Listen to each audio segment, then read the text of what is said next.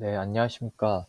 어, 제가 이 자료를 업로드하는 이유가, 음, 유튜브에 제가 이 자료를 올려 저도 스스로 공부를 하려는 목적도 있고, 또 화약류 관련해서 자료를 많이 얻기 힘든 부분이 있기 때문에 좀 많은 분들에게 도움이 되고자 해서 이 자료를 한번 업로드 해보는 겁니다.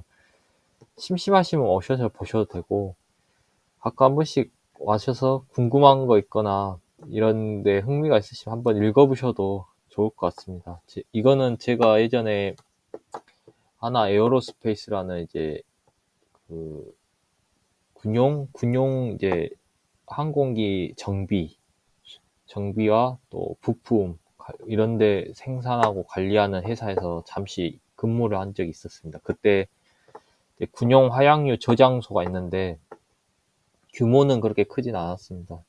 조그마한 이제 창고인데 화약고죠, 화약고.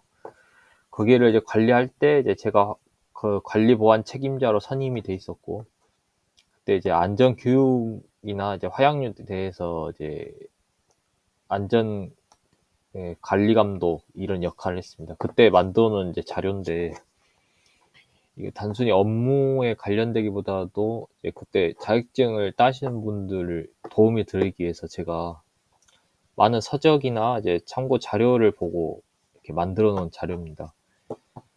도움이 되실지 모르겠지만, 만약에 화약류 관련돼서 자격증 따실 때 기본적으로 큰 도움이 될 수 있도록 제가 많이 정리를 해놓고, 부족한 부분이 있지만 이제 그런 부분에 대해서 이제 좀 보충을 하고 틀린 부분 수정하고 그런 과정을 앞으로도 거칠 예정입니다. 심심하시면 보셔도 좋고, 또 이쪽에 뭐 관심이 있으셔서 이렇게 찾아오신 분들도 있으니까 한번 읽어보시면 도움이 많이 될 거라고 저는 생각이 듭니다. 예전에 여기 보시면 일단 하나 에어로스페이스 생산부, 그래서 제가 거기서 근무를 했고요.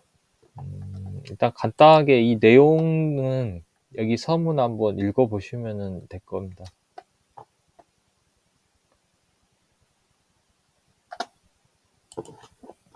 교육 내용과 순서, 이것도 실제로 이제 제가 거기서 했던 이 만든 자료고, 이렇게 했던 내용들 지금 여기 넣어놓은 건데, 총 6단원으로 정리를 해서 각 단원마다 제가 이제 문제도 한 번씩 풀어볼 수 있게 간단한 내용으로 첨부해서 만들었습니다.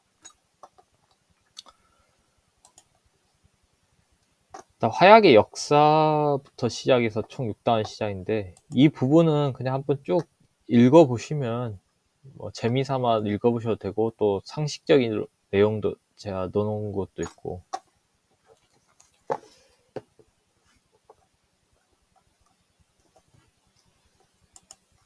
기원부터 고려시대, 조선시대, 근현대 이렇게 정리를 해놨습니다.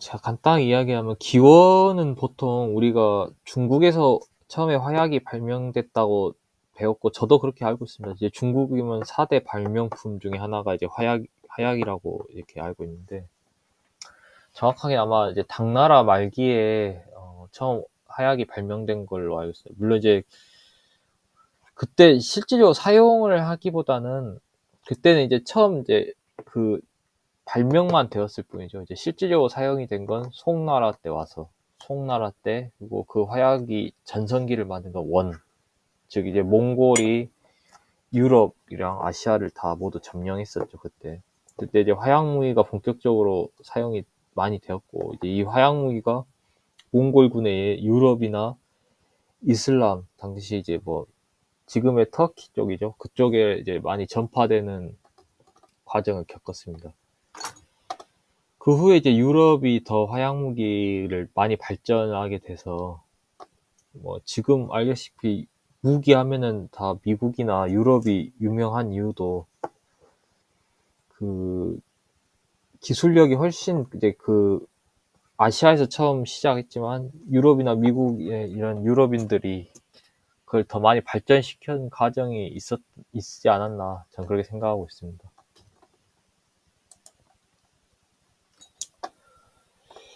우리나라에 화약이 처음 들어온 건 이제 고려시대죠. 고려시대 우왕 때. 이제 저도 많이 책을 읽어보긴 했지만 채무선 이야기를 들어보신 분 다 아시고 있을 겁니다. 이 채무선이 흑색화약의 이제 3대 재료 하면 유황, 숯가루죠. 숯가루, 질산칼륨, 염초라고 부르는 이 질산칼륨. 이게 핵심이 그 중에 하나가 염초.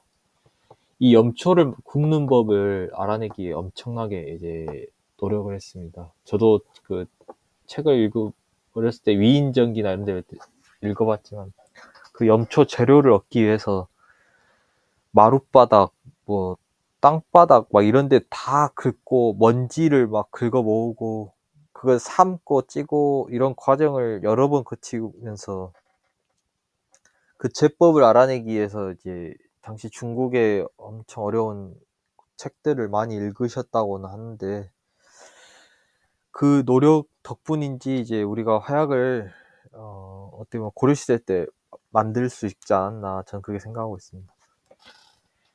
정확하게는 이제 원나라 상인 이원이라는 분에게 이제 염초 자치수를 배웠다고 하는데, 이제 그때 일화가 하나가 있는데 이제 이원이라는 분을 채무선이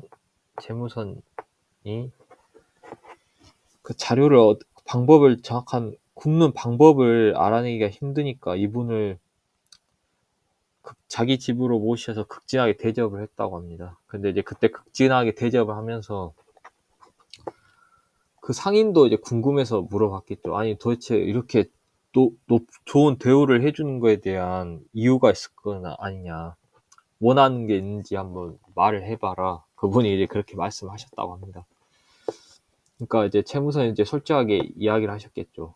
실은 염초 굽는 방법에 대해서 알고 싶었다. 근데 이제 알아내기가 너무 힘들어서 이렇게 모시게 되었는데 좀 알려주시면 안 되겠습니까? 이제 그런 식으로 말을 했지만 그 이야기를 듣고 이원이 이제 다른 거는 다 해줄 수 있다 하더라도 이 방법은 알려줄 수가 없다. 당시에도 화약 무기는 알다시피 최신 기술이었기 때문에 지금의 어떻게 보면 대륙간 탄도미사일, ICBM 이런 핵심 기술 같은 엄청나게 중요한 기술이라 함부로 이야기를 해줄 수가 없는 상황이었고, 실제로 그때도 이 화약 기술은 거의 국가 핵심이라 만약에 함부로 알려졌으면 지금으로 치면 사형이나 무기징역 이런 큰 중형에 해당되는 벌이었을 겁니다. 따라서 이제 여기 알려주지 않으려고 했는데 계속 설득을 하고 부탁을 하고 하니까 그 정성에 감동을 했겠죠. 그래서 이제 그 핵심인 염초, 즉 질산칼륨 굽는 방법을 이제 알아내게 됩니다. 이로 인해서 이제 우리나라 화약무기의 어떻게 보면 시작을 알리는 계기가 되었는데, 이제 그때 당시 이제 화통도감이라는 이런 자료들, 근데 지금은 이제 전해지지는 않고 있습니다. 이제 세월이 많이 흘러서인지 전쟁을 겪고 그러면서 유실되었다고 보는 것 같은데, 아무튼 지금은 그 내용이 전해지지 않대. 당시 이제 화약무기가 조선에도 전파되고 지금까지 이제 우리가 알고 있는 우리가 신기전이라든지 주화도 이제 신기전 일종인데, 이제 화차에서 여러 발, 지금으로 치면 이제 다연장 로켓포 같은 거죠. 이제 또 각종 포들, 천지, 현황 이렇게 네 종류 나는데, 천자, 지자, 현자, 황자 이 네 개의 이제 대포, 조선시대 때 사용되죠. 임진왜란 때도 사용되었고, 최초로 이제 그 화포를 쓴 건 진포대첩입니다. 이거 1380년. 이건 한국사 문제에서도 나오니까 이건 상식적으로 알아주셔도 좋을 것 같다고 생각합니다. 이 진포에 대한 위치 또 좀 논란이 있는 것 같은데 뭐 금강 근처라고 하시는 분도 있고 그러니까 정확하게 이 진포에 대한 위치에 대해서는 뭐 학자나 당시 그 지역 주민들도 뭐 여러 가지 의견 충돌이 있는 것 같습니다만 뭐 아무튼 금강 그쪽 부근이다. 이제 그렇게 알고 계시면 될 것 같습니다.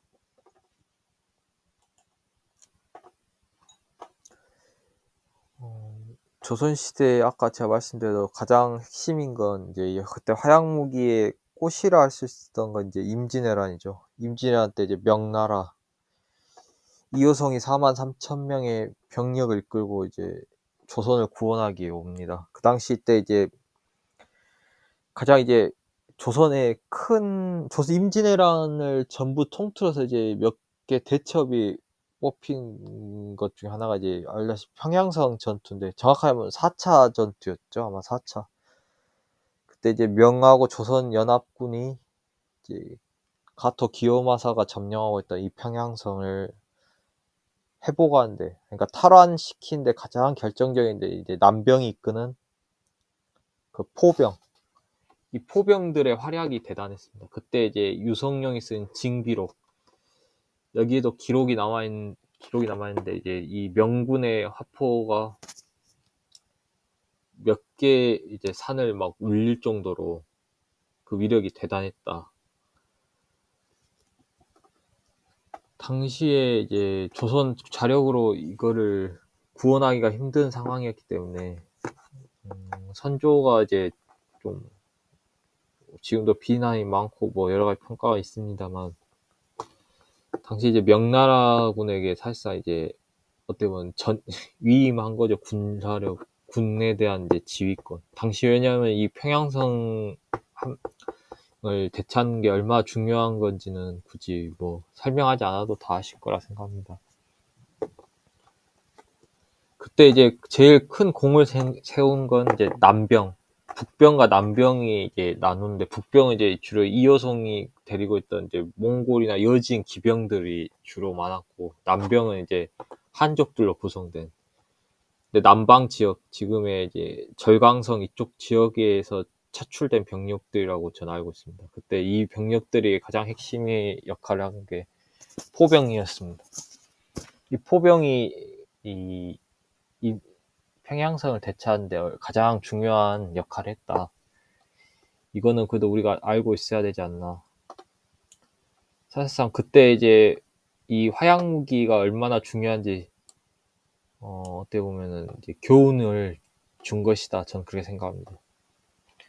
그러니까 이제 실질적으로 이때 이 화약전이다. 이렇게 평가하신 분도 있더라고요. 16세기 근대 화약전.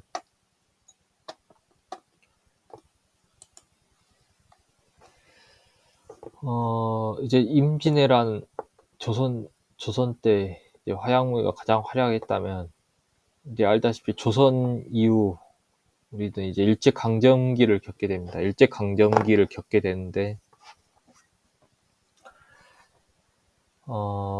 현재 우리나라의 화약 생산의 시초가 될 수 있는 이제 한국화약, 지금 하나의 전신이죠. 한국화약. 인천에 그 공장이 있었는데 당시에 이제 일본인들이 장사하셨죠. 일본 분들. 그때 이제 일제 강점기 때 이제 일본인들에 의해서 일본인 화약 주임 그리고 일본인 회사에서 생산한 다이너마이트. 이때 이걸 이용해서 이제 조선에서 이제 광업이나 토목, 건축 이런 현장에서 사용되었고 6.25 때 이제 이 공장을 이제 우리나라 한국화약 최초 회장님이시죠. 김종희 회장님. 여기 공장을 이제 인수하셨다고 그렇게 들었습니다. 이제 그때 이후에 이제 지금 하나가 되었는데 이제 그 각종 이제 화약류, 무기 이런 생산 관련된 업종에서도 많이 종사하셨고 지금 우리 쓰고 있는 전기 내관부터 지금은 이제 전기 내관뿐만 아니라 비전기 내관, 전자 내관까지 지금 왔습니다. 이제 제일 최신 기술이 전자 내관인데 이 부분에 대해서는 나중에 제가 다시 한번 정리를 해서 나중에 화공품 이야기할 때 한번 이야기를 해드리겠습니다.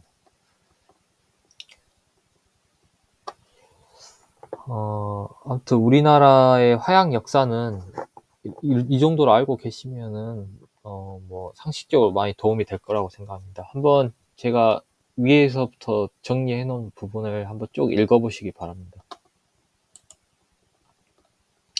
이건 단원 정리 문제인데 한번 풀어보실 분은 풀어보셔도 좋을 것 같습니다. 지금 이건 이제 이렇게 단원 정리 부분을 다 해서 제가 단원별을 만들어 놨는데 재미삼아 한번 풀어보셔도 도움이 많이 될 거라 생각합니다.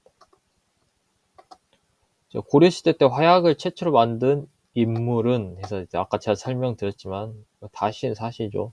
채무선이죠. 그리고 고려시대 최초로 화약 무기를 사용하여 대승을 거둔 전투. 고려시대니까 평양선 전투는 아니죠. 이건 조선이고. 울산성 명량해전 이건 다 조선 우리 임진왜란 정유재랑 그때 전투들이니까 상관이 없습니다. 진포대첩이죠. 이건 한국사 거의 문제에서 나오는 거니까 상식으로 알아주셔도 좋을 것 같습니다. 다이너마이트를 국내 최초 생산한 사람은 우리 아까 김종희 회장님. 최초로 국산 MLRS 다연장 로켓포는 무엇인가? 이거는 구룡입니다. 우리 구룡. 이제 우리 밀덕들은 다 아시고 있는 사실이에요. 구룡. 130mm 다연장 로켓포인데 이 부분은 뭐 저보다 더 인터넷에 잘 나와 있으니까 한번 찾아보시면 아실 겁니다. 염초 자치수를 전해준 원나 상인 누구인가? 아까 말씀드린 이원. 이것도 상식으로 알고 계시면 되겠습니다.